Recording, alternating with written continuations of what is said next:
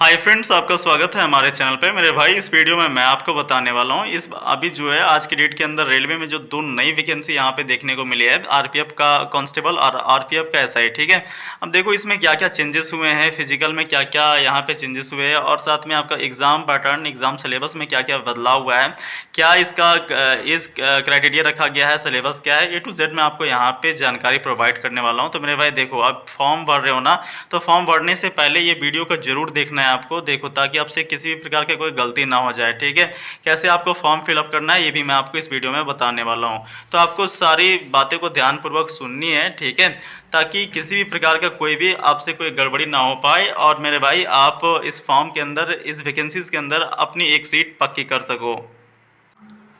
देखो मेरे भाई, यदि आप कांस्टेबल के अंदर या फिर एसआई के अंदर आरपीएफ में अपना एक सीट पक्का करना चाहते हो, तो आरपीएफ का यहाँ पे जो प्रीवियस ईयर सेट है किरण पब्लिकेशन का, आप लगा सकते हो। इसके अंदर टोटल जो 2019 के अंदर जितने भी शिफ्ट्स में एग्जाम हुए थे उसे 41 सेटों में यहाँ पे कवर किया गया है। तो सारे सेट्स को लगा करके आप प्रीवियस ईयर का अंदाजा लगा सकते हो और इसके अकॉर्डिंग अपने आप को तैयार कर सकते हो।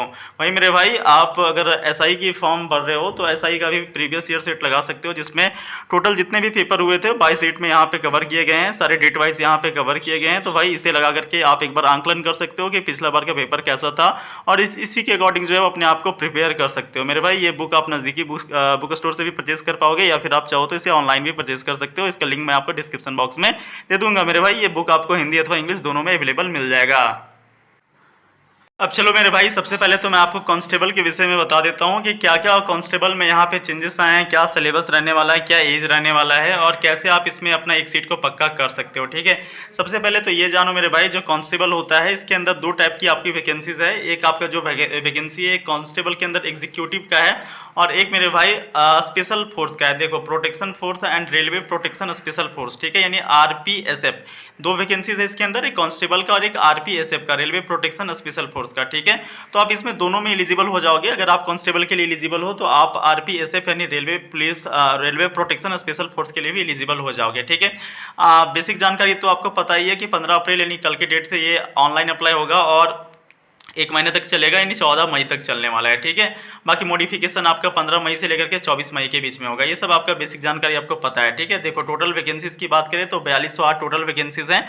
इसमें आपका आरपीएसएफ यानी रेलवे प्रोटेक्शन स्पेशल फोर्स और आरपीएफ रेलवे कांस्टेबल, ठीक है, दोनों इंक्लूड करके 4208 यहाँ पे सीटें रखी गई हैं। 18 से 28 जो है वो एज क्राइटेरिया रखा गया है। ठीक है, अब थोड़ा सा अगर ओबीसी की बात करें तो 3 साल का छूट मिलेगा, एससी एसटी की बात करें तो 5 साल का छूट मिलेगा। ठीक है, मेडिकल स्टैंडर्ड देखो तो B1 कैटेगरी रखा गया है। लेवल 3 के अंतर्गत ये जॉब है और आपका इनिशियल पे जो है वो 21,700 रहने वाला है। ठीक है, ये बेसिक बात है आपको, तो चलो मेरे भाई, मैं आशा करता हूँ ये पता ही होगा। ठीक है, अब थोड़ा सा मैं आपको बताना चाहूंगा इसका सिलेबस क्या है और इसमें आप कैसे, मतलब फाइनल स्टेज तक कैसे पहुंच सकते हो। ठीक है, मतलब सिलेबस क्या रहने वाली है, इसका फिजिकल क्या रहने वाला है, ये मैं आपको बताना यहाँ पे चाहूंगा। देखो मेरे भाई, रिक्रूटमेंट प्रोसेस की बात करें तो 3 स्टेज में आपका रिक्रूटमेंट प्रोसेस होने वाला है इस बार। सबसे पहले आपका सीबीटी होगा यानी कंप्यूटर बेस्ड टेस्ट होगा। उसके बाद सेकेंड स्टेज में आपका फिजिकल इफिशिएंसी टेस्ट और फिजिकल मेजरमेंट टेस्ट होगा। ठीक है, पीईटी होगा और पीएमटी होगा और उसके बाद आपका डीबी और मेडिकल हो जाएगा। ठीक है, ये 3 स्टेज आप पार करते हो तो आपका जॉब हो जाएगा। अब मैं थोड़ा सा आपको सीबीटी कैसे होगा, उसके बाद पीईटी कैसे होगा और पीएमटी कैसे होगा ये बताने वाला हूँ। देखो, सबसे पहले सीबीटी की बात करूं तो टोटल आपका 90 मिनट का पेपर होगा, उसमें 120 क्वेश्चंस होंगे। साथ में मेरे भाई आपका एक 1/3 नेगेटिव होगा, मतलब 3 क्वेश्चन आप गलत करोगे तो एक क्वेश्चन, 1 मार्क्स आपका जो है वो कट जाएगा। ठीक है, सिलेबस की बात करो तो देखो, यहाँ पे सिलेबस के अंदर आपका मैथमेटिक्स से 35 क्वेश्चन रहेंगे, उसके बाद आपका रीजनिंग से 35 क्वेश्चन रहेगा और जनरल अवेयरनेस से आपका 50 क्वेश्चन रहेगा। ठीक है, तो इस प्रकार से टोटल मैथमेटिक्स के 35, रीजनिंग के 35 और जीके के टोटल 50, इस प्रकार से 120 प्रश्न यहाँ पे हो जाते हैं 120 मार्क्स से। ठीक है, नेगेटिव आपका कितना रहेगा तो 1/3 रहेगा। टोटल इसके लिए 1.5 घंटे का आपको टाइम मिलेगा। आप एग्जाम को क्वालिफाई करोगे, एग्जाम क्वालिफाई करने के लिए एटलीस्ट आपको 70% स्कोर करनी है, 12 से 84 मार्क्स आपको एटलीस्ट लेकर के आना होता है। ठीक है, चलो पीएमटी की बात करो तो पीएमटी के अंदर मेल अगर आप कैंडिडेट हो तो 5 मिनट 45 सेकंड में आपको 1600 मीटर का रनिंग कंप्लीट करना है। उसके बाद यहाँ पे देखो 800 मीटर का रनिंग आप में नहीं लिया जाएगा मेल में। लॉन्ग जंप के अंदर 14 फीट लॉन्ग जंप करनी होती है, हाई जंप के अंदर 4 फीट यहाँ पे हाई जंप करना होता है। ठीक है, और ये मैं आपको बता दूं क्वालिफाइंग टाइमिंग नेचर का होता है, इसमें कोई आपको मार्क्स नहीं मिलने वाला है कि भाई आप 4 मिनट में ही मार लो तो भाई आपको कोई एक्स्ट्रा मार्क्स मिलेगा, ऐसा बिल्कुल भी नहीं है। आपको 5 मिनट 45 सेकंड का टाइम दिया गया है, इतने के अंदर आपको कंप्लीट करनी होती है, ठीक है। 14 फीट आपको मांगा गया है, ये आपको कंप्लीट करना होगा, ठीक है। वहीं हाई जंप 4 फीट आपको ये जो है वो कंप्लीट करना पड़ेगा। एक बात और आपको ध्यान में रखनी है कि जो फिजिकल के लिए लोगों को बुलाया जाएगा वो जितनी भी वैकेंसीज है उसका 10 गुना बुलाया जाएगा, ठीक है। डॉक्यूमेंट वेरिफिकेशन के लिए केवल 1 गुना ही लोगों को बुलाया जाएगा, ठीक है।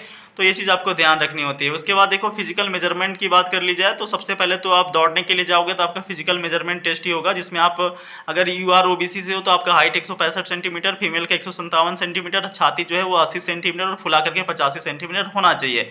वैसे आप यदि SC ST हो, गढ़वालिस हो, गोरखास हो तो आप एक बार यहाँ से चेक कर लो अपना, ठीक है। तो ये आपका बेसिक डिटेल्स था जो मैंने आपको बता दिया। और मेरे भाई यहाँ पे थोड़ा सा और मैं आपको बता देना चाहूंगा, जो आपका रनिंग होगा वो इसके लिए आपको केवल 1 चांस मिलेगा, वहीं आपका लॉन्ग जंप हाई जंप होगा उसमें आपको 2 चांस दिया जाएगा, ठीक है। तो ये मैंने ऑलमोस्ट आपको सारी जानकारी दे दी। उसके बाद आपका DB मेडिकल हो जाता है, इतने आप क्वालिफाई करते हो तो फिर आपका जो है फाइनल सिलेक्शन हो जाता है।